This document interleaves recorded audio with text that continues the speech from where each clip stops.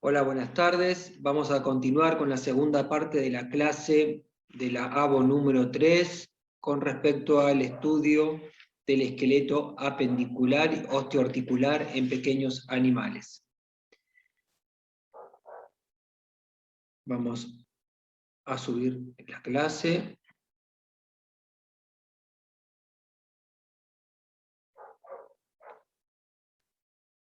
Bien. Entonces dijimos hasta ahora, en la primera parte de la clase, que a partir de conocer la radiología, la anatomía radiológica normal, podíamos encontrarnos a partir de esa normalidad con cambios con respecto a esa normalidad. Vimos cambios en la forma de los huesos, ahora vamos a encontrarnos con una serie de cambios en la radiopacidad ósea. Esos cambios pueden ser o disminución con respecto a lo normal o aumento de la radiopacidad con respecto a un hueso normal, ¿verdad? Cuando hablamos de disminución de la radiopacidad, podemos decir que esta puede ser en forma localizada, y para eso hay como ejemplo dos entidades, que serían por un lado la osteocondrosis y por el otro lado la discoespondilitis.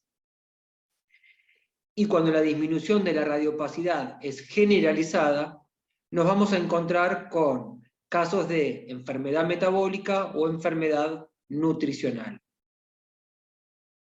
Ahora, cuando hablamos de cambios en el aumento de la radiopacidad, hablamos de panosteitis o la formación de nuevo hueso, que si esa formación de nuevo hueso está adyacente a una articulación, lo vamos a mencionar como osteofito, y cuando está alejado de la articulación, generalmente en la región diaficiaria, lo vamos a mencionar como reacción perióstica. Bien, a la izquierda de la pantalla nos podemos encontrar con esta imagen que es una articulación escápula-humeral. Haciendo zoom en el foco de la articulación propiamente dicha, la vamos a comparar con la imagen de la derecha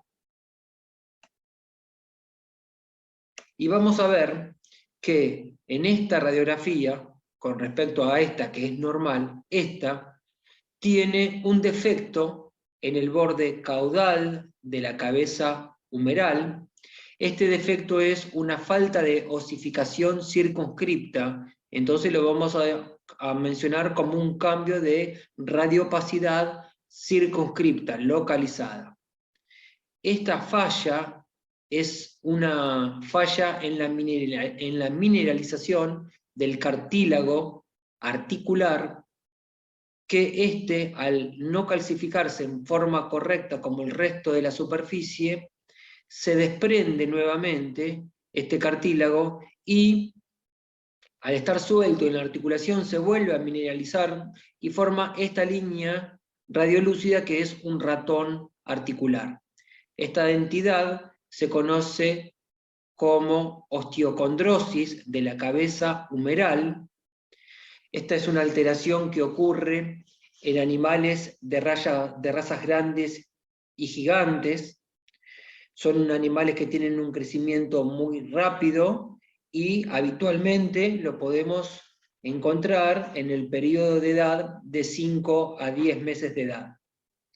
Genera, por lo común, un dolor de leve a moderado en la estación o en frío, pero a medida que va ejercitando el animal, esto genera mucha molestia y mucho dolor después.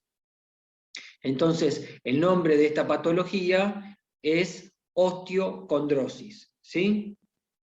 Esta alteración, que es un defecto de la mineralización del cartílago articular, no solamente ocurre en la cabeza del húmero, también es asiento en otros lugares articulares. Lo vamos a mencionar. La osteocondrosis, las localizaciones más frecuentes, lejos, claro, la cabeza humeral. Después también ocurre en el cóndilo medial de la epífisis distal del húmero, o sea, en la articulación del codo. También podemos verlo en los cóndilos lateral y medial de la epífisis distal del fémur, en la articulación de la rodilla, y en la tróclea del fémur, y en el astrágalo, en la articulación del tarso. También es menos frecuente encontrarla a nivel aquí del sacro. Bien, como ejemplo de una disminución de la radiopacidad localizada, vamos a hablar de esta entidad. La evaluación de los espacios intervertebrales en una columna, normalmente se hace ese estudio del espacio intervertebral, o sea, del espacio radiolúcido que existe entre dos cuerpos vertebrales. Recordemos que esto no es un espacio vacío, aquí se encuentra el disco intervertebral, que tiene un gran núcleo pulposo, cartilaginoso, y al ser cartilaginoso propiamente dicho, no se ve porque es radiolúcido, y mantiene en su lugar a dos cuerpos vertebrales contiguos. Este sería un espacio intervertebral de conformación normal. Este también es un espacio anatómico intervertebral de conformación normal, pero este, y sobre todo este, ya son anormales. Los signos que vamos a encontrar en este lugar son, en primer lugar, lisis de las placas terminales de los cuerpos vertebrales. Van a ver que el espacio intervertebral se ensancha, se hace más grande que los normales y de una forma muy irregular, ¿sí? Entonces esta lisis, que es justamente acá, que falta un parte de tejido y se hace radiolúcido acá y acá, es característica de esta patología que ahora vamos a mencionar, la lisis de las placas terminales de los cuerpos vertebrales. Vamos a encontrarnos también con esclerosis adyacente a la lisis, o sea, a nivel de las placas terminales también, y con este defecto que por inestabilidad de estos dos cuerpos vertebrales, el organismo genera esta alteración que se denomina espondilosis ventral, ¿sí? Es la formación de un puente óseo entre dos vértebras contiguas. Esto genera un signo que es enfermedad degenerativa articular por la espondilosis. Entonces, toda esta entidad se denomina discoespondilitis, como ejemplo de una disminución de la radiopacidad circunscripta, localizada. Bien, así como hablábamos de la disminución de la radiopacidad en forma localizada, este sería un ejemplo de un cachorro con una disminución de la radiopacidad generalizada. La disminución de la radiopacidad generalizada se va a ver, por ejemplo, en este animalito donde sus cuerpos vertebrales, primero la dirección de su columna empieza con sigfosis, lordosis, hay muchas alteraciones en la forma, la radiopacidad ósea es muy disminuida, están apenas perceptibles los cuerpos vertebrales, y cuando nosotros, este animalito, podemos estudiar sus huesos largos, vamos a ver que a su vez se empiezan a reblandecer, entonces se encurvan, se empiezan a deformar, y vemos que son más radiolúcidos de lo normal, y vamos a encontrarnos con estos defectos que son un adelgazamiento extremo de las corticales, ¿sí? Toda esta disminución ósea generalizada es producto de una entidad que se denomina osteodistrofia fibrosa. La osteodistrofia es producto de un mal metabolismo y un mal balance entre el calcio y el fósforo, ¿sí? A esta alteración también la conocemos con el nombre de hiperparatiroidismo nutricional secundario, donde ante la falta de la ingestión de calcio, el organismo empieza a remover el calcio de los huesos, para el cumplimiento de las demás funciones vitales, pero genera todo este defecto de reblandecimiento de su esqueleto. Al reblandecerse, esto en forma generalizada, se reblandecen los huesos de los miembros anteriores, también de los miembros posteriores, de la columna y de la cadera. Si pudiéramos ver una imagen de frente de la cadera, toma un aspecto característico que se denomina en reloj de arena, y la conclusión de esto es que se estrecha mucho el canal pélvico e impide el pasaje normal de la materia fecal. Toda esta imagen radiopaca con restos de huesitos es materia fecal retenida en un colon muy distendido, producto de que no puede salir esa materia fecal porque la pelvis está muy estrechada y reblandecida. Estos animalitos cursan con mucho dolor, porque esos huesos blanditos les genera muchísimo, muchísimo dolor, y en este estadio tan avanzado, muchas veces no pueden volver a la normalidad. Entonces la disminución de la radiopacidad ósea en forma generalizada se denomina osteodistrofia fibrosa. Bueno, ahora, otro cambio con respecto a la normalidad es el aumento de la radiopacidad. El aumento de la radiopacidad en este caso lo vamos a ver en esta placa. Es un húmero de características normales, donde el espacio medular tiene un gris oscuro homogéneo, difuso, ¿sí? Y está enmarcado por las líneas radiodensas de ambas corticales, craneal y caudal. Este es un húmero de características normales.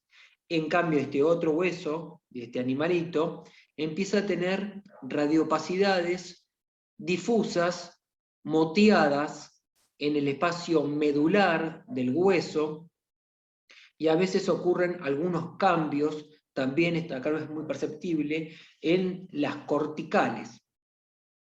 Esta alteración recibe el nombre de panosteitis.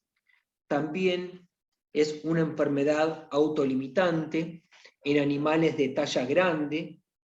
Es muy predispuesto de sufrir esta alteración algunas razas, entre ellas con más características el ovejero alemán, en donde ocurre también en un rango etario entre los 5 y 9 meses de edad, también en una etapa de crecimiento muy rápido del hueso, a donde genera un proceso inflamatorio con mucho calor de la región, mucho dolor, y que a veces es bastante refractario a los tratamientos. Entonces es autolimitante, en un momento termina solito de ocurrir y de doler, pero genera algunas secuelas óseas a veces, tanto en radiocúbito como en el húmero.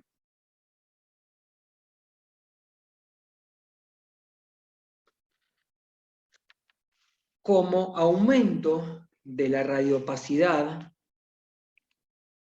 también podemos hablar de las reacciones periósticas.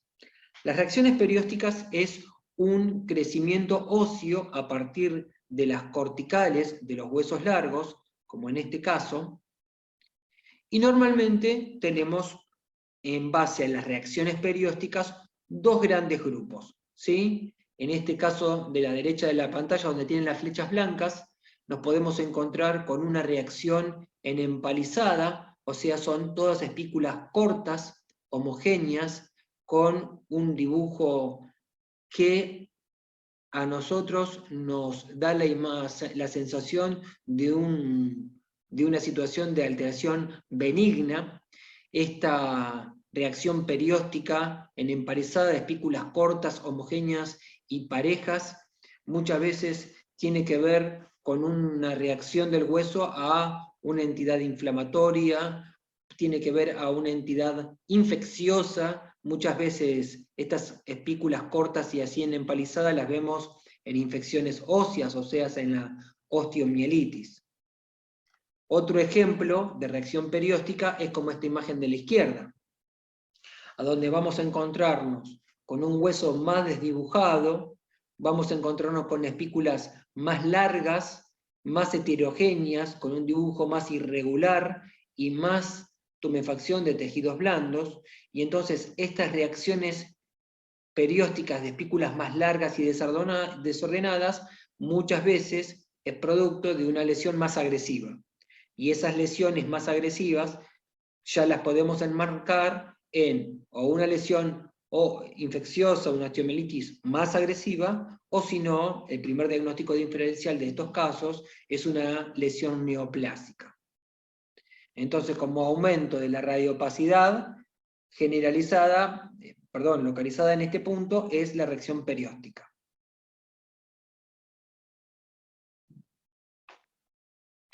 Otro aumento de la radiopacidad es cuando ese aumento de la radiopacidad está adyacente a una articulación. Cuando ese aumento de la radiopacidad es adyacente a una articulación, lo vamos a denominar, en el caso del esqueleto apendicular, en el caso de los huesos largos, lo vamos a denominar osteofito. El osteofito en un hueso largo es este y es este también. Este, cuando tiene que ver la producción de un crecimiento óseo en relación a un tendón de inserción, se denomina entisofito, ¿sí? Pero son modificaciones óseas producto de una inestabilidad articular. Otro ejemplo de crecimiento óseo, de aumento de la radiopacidad adyacente a una articulación, cuando pasa en la columna vertebral, cuando pasa en el esqueleto axial, son estas deformaciones en pico, que si lo hacen del cuerpo vertebral hacia abajo, se denominan espondilosis ventral, y cuando estos piquitos empiezan a hacer crecimiento hacia arriba de la columna vertebral, se denominan espondilosis dorsal.